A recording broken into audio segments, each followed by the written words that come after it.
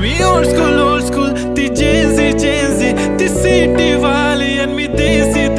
तरी इगो तिला जरा भी नाही मनामध्ये खराबी नाही पॅपराझी तिच्या मागे डेली क्रेझी तरी वाय सो शाय सुंदरी तुझं नाव काय आहे तुझं गाव काय आहे ग अरे सुंदरी तुझं नाव काय आहे तुझं गाव काय आहे ग